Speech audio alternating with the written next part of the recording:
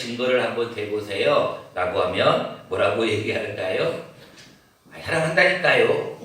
사랑하는데 뭐가 증거가 있어요? 이렇게 하실 수도 있지만 여러분들이 먼저 사랑의 증거를 대보셔야 돼. 그래서 우리가 먼저 교회를 사랑하는 증거를 대기 전에 먼저 교회가 어떤 건지를 여러분들이 아셔야 교회를 사랑할 건지 말 건지 알 수 있기 때문에 교회가 무엇인지에 대한 말씀을 먼저 드리려고 합니다.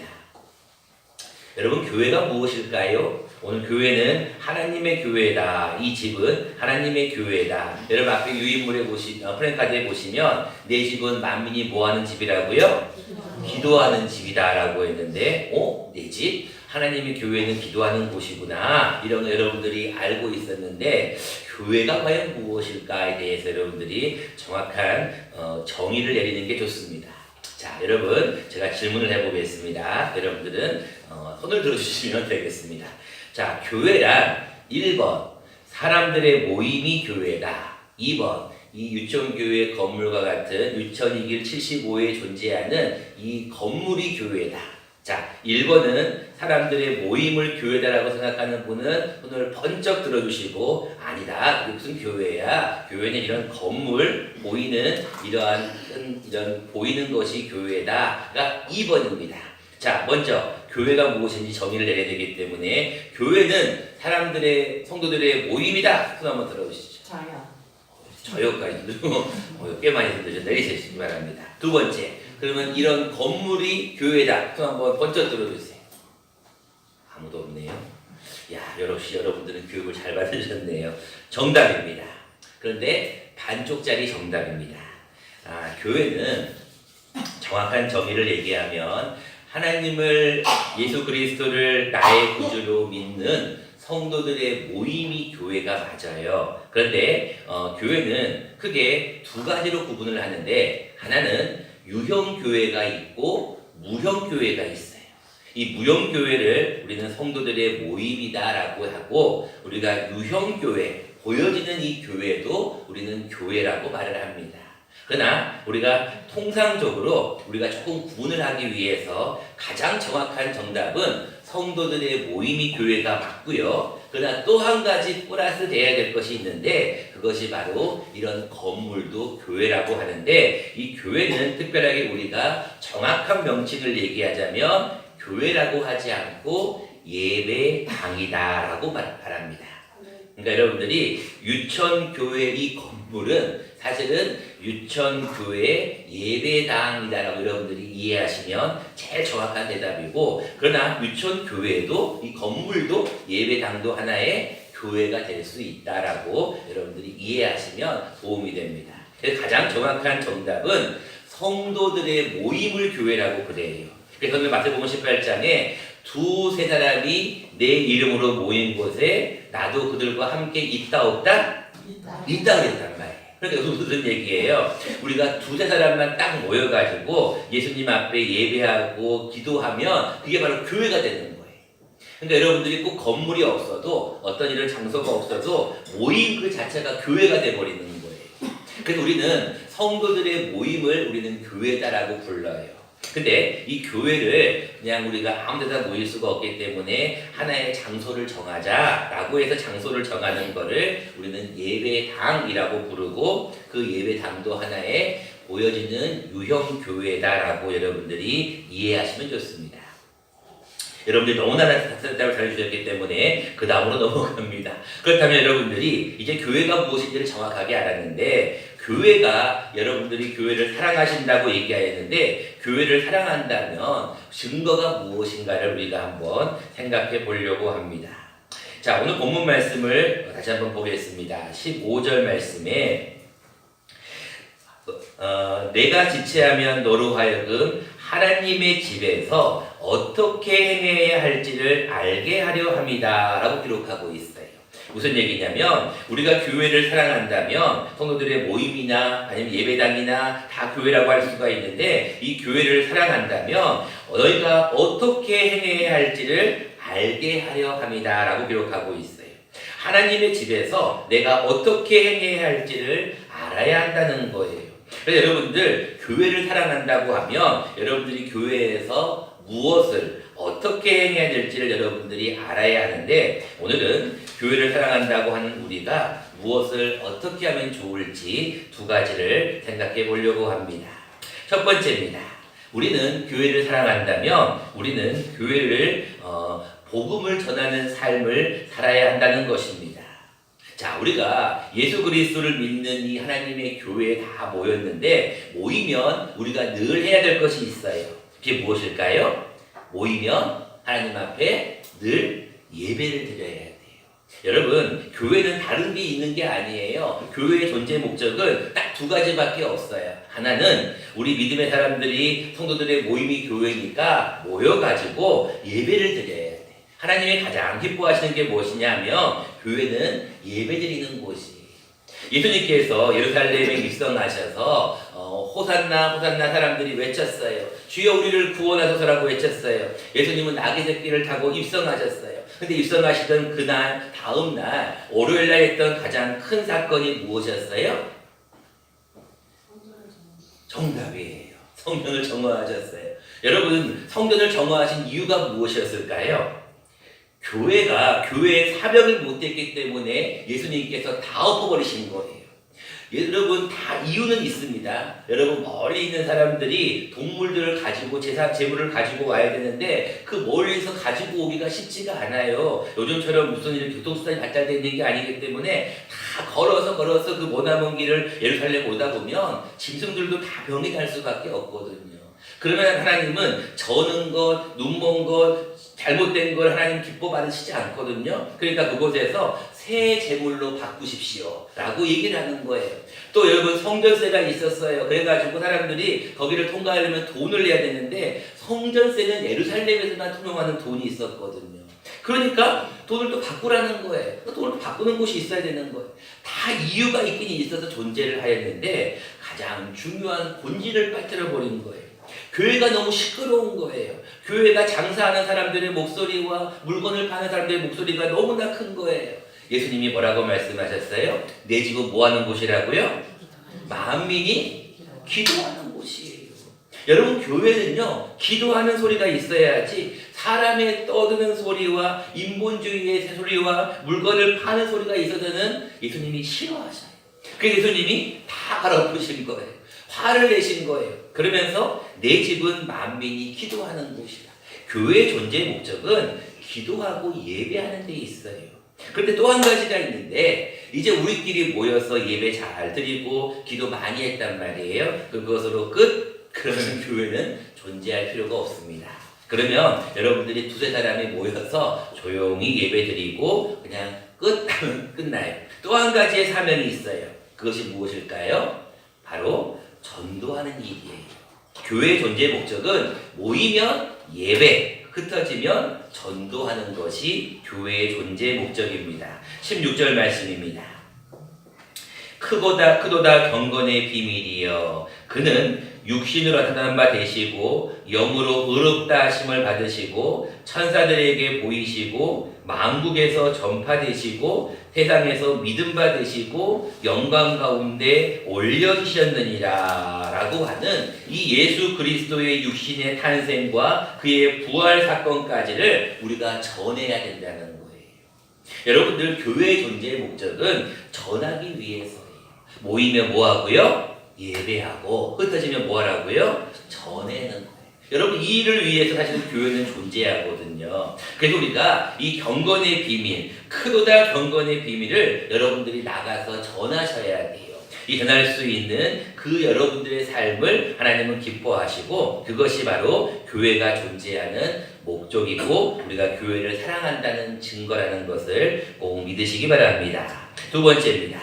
우리가 교회를 사랑한다고 하면 그 증거를 한번 대보십시오 라고 하면 우리가 교회를 사랑하는 두 번째 사랑의 증거는 우리가 충성하기 위해서, 즉 봉사하기 위해서 교회는 존재합니다. 여러분, 교회가 하나님 앞에 모여서 예배하라 그랬잖아요. 모여서 기도하라 그랬잖아요. 근데 교회는 예배만 하고 조용히 기도만 하고 끝나면 교회가 또 다른 어떤 나가서 전하기 위한, 복음을 전하기 위한 하나의 역할이 빠져요. 그게 무엇이냐면 여러분들 자전거를 타보시면 아시겠지만 자전거는 앞바퀴만 있으면 갈 수가 있나요? 절대로 못 가요. 뒷바퀴가 있어야 돼요. 여러분들 옛날에 그 자전거 이 네 발 자전거가 있었는데요. 이렇게 여러분 자전거도 보면은 앞뒤 바퀴뿐 아니라 좌우에 두 개가 같이 있어야 돼요. 하나만 있으면 교회는 끼우뚱거린단 말이에요.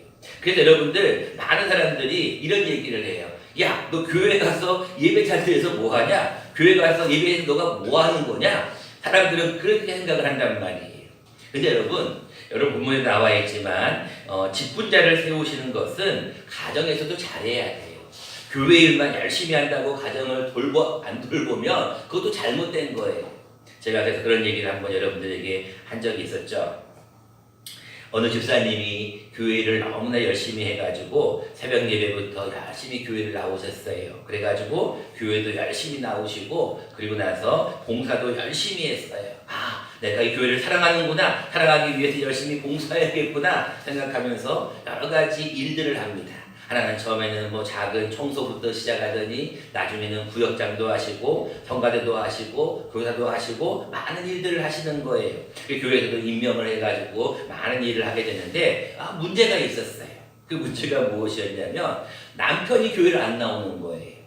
그러니까 남편이 교회를 안 나오니까 혼자서 신앙생활 하기가 쉬워요, 어려워요? 어렵잖아요. 아무래도 남편의 눈치도 봐야 되고. 그래서 교회 같은 사람은 좀 어렵지만 그래도 열심히 했어요. 내가 주를 사랑한다라고 하면서 교회를 열심히 일을 했단 말이에요. 근데 문제가 생겼어.